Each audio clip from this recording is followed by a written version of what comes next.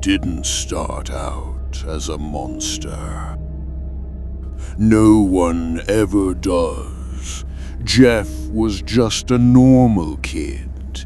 He was quiet and withdrawn. He lived with his family in a new neighborhood. Everything felt unfamiliar. The trouble started early. 3 bullies stopped them on the street. They pushed and mocked them. They tried to take his brother's money.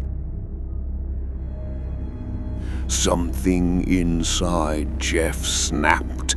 He fought back suddenly. He smiled while fighting. Something about him felt wrong. That night, Jeff couldn't sleep. He felt more awake than ever.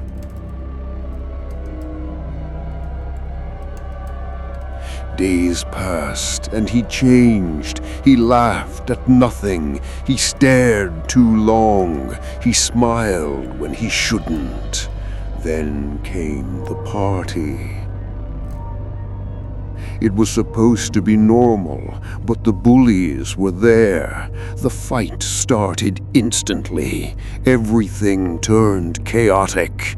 Jeff moved unnaturally fast. He seemed to enjoy the violence. Then a bottle hit him. It shattered on impact. Fire engulfed his body.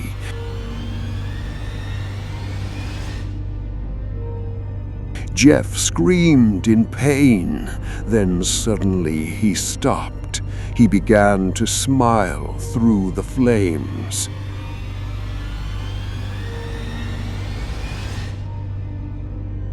Weeks later, he woke in a hospital. His body was covered in bandages. He couldn't move, but something felt different.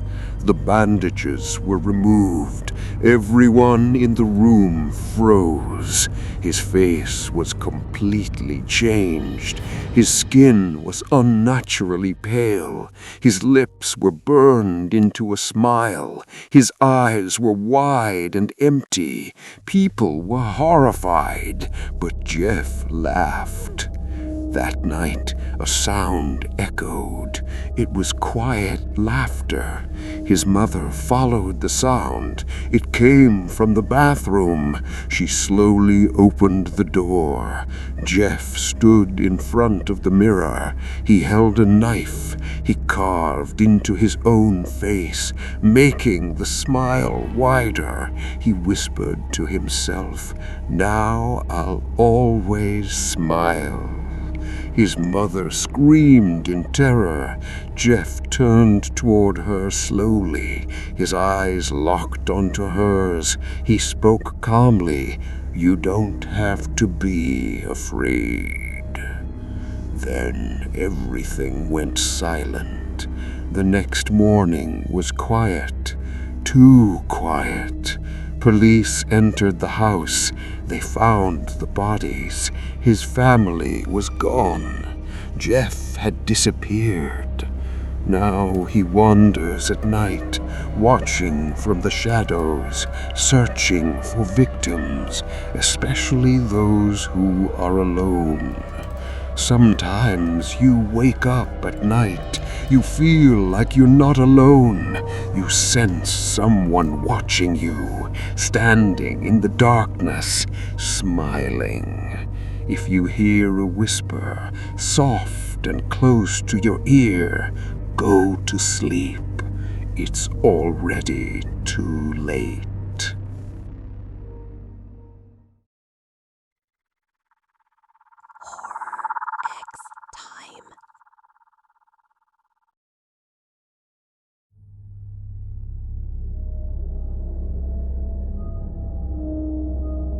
The fog rolled in thick that night, swallowing the quiet town of Hollow Creek.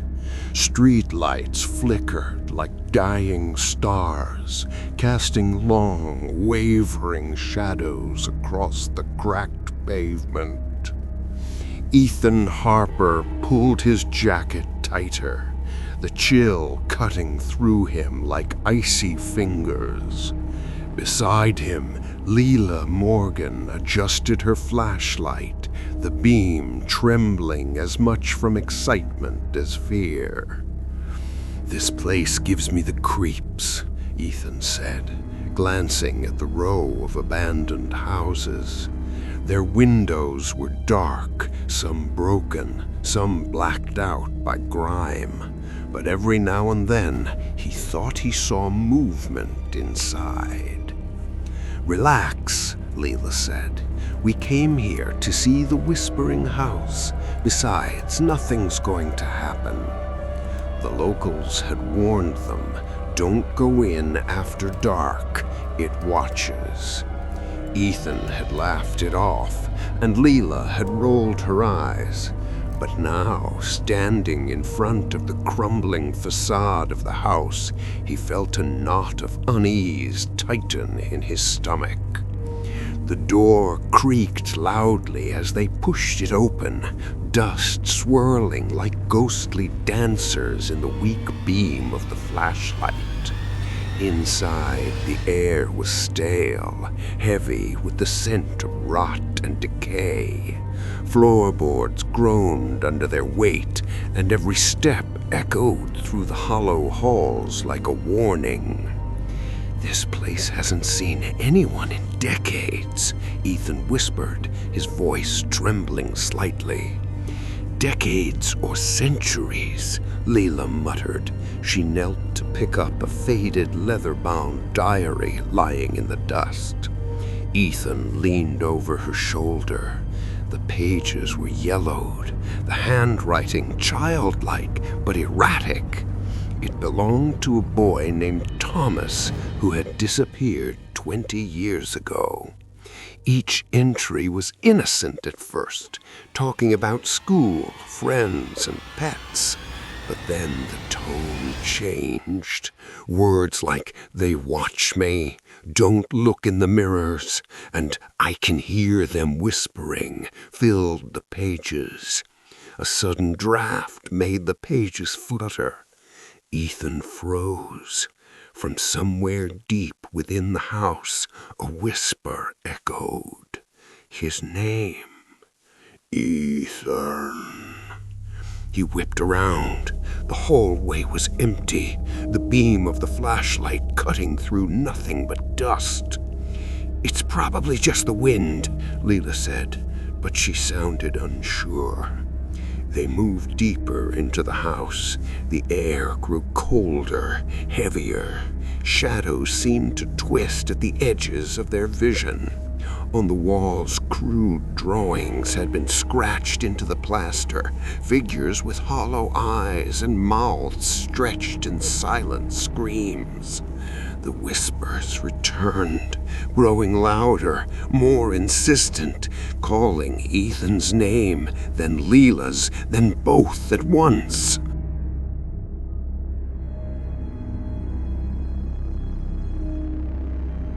"Did you hear that?" Ethan asked, his voice barely above a whisper. Lila nodded, but she didn't speak. Instead, she pointed toward a doorway, the attic stairs. "We should check up there," she said. Ethan hesitated. Something primal inside him screamed to leave, but curiosity was a stronger force. Together they ascended the narrow staircase, each step a thunderclap in the silence. The attic was worse than anything below. The air was thick, almost suffocating. Old furniture was covered in sheets, and cobwebs hung like veils from the rafters. In the corner, a mirror leaned against the wall, its surface warped and dark. Ethan approached it, and what he saw made his blood run cold. It wasn't his reflection. It was him, smiling, but the smile was wrong, too wide, teeth unnaturally sharp, eyes dark and empty. He stumbled back, heart hammering. "Ethan!" Lila's voice sounded far away, distorted. He turned. She was gone. The whispers grew louder, surrounding him. "Ethan! Ethan! Ethan!" Then he saw her, or someone who looked like her, standing in the corner, pale, eyes hollow, a smile that didn't belong to Lila. "You shouldn't have come," she said, voice low and twisted. Ethan stumbled back toward the stairs, but they stretched endlessly before him, never ending. Every door he tried opened to another hallway, another identical room. The house had changed. It was alive.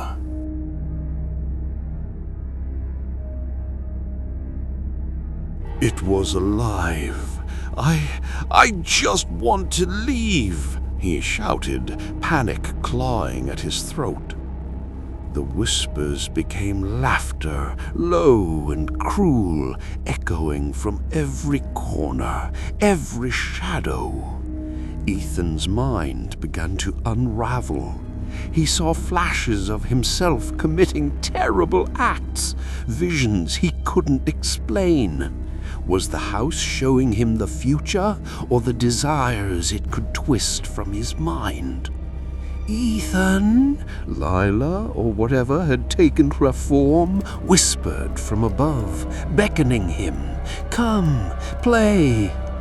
Desperation fueled his legs. He ran, heart pounding, past the warped doors and shifting walls. Finally, he stumbled outside, the fog swallowing him whole. The street was empty. The silence was a relief until he saw her, standing at the edge of the woods, pale, grinning. He whispered to himself and sprinted toward his car.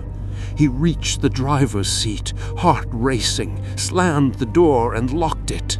The engine roared to life. Relief washed over him. They had survived, or so he thought. A reflection in the rear-view mirror made his stomach drop. In the back seat, she was there, Lila, or the thing that had become her, eyes hollow, mouth stretched into that same impossible smile. "You can never leave," she whispered. The fog swallowed the road ahead as Ethan screamed, the sound merging with the whispers, growing louder, surrounding him, never ending. And then silence.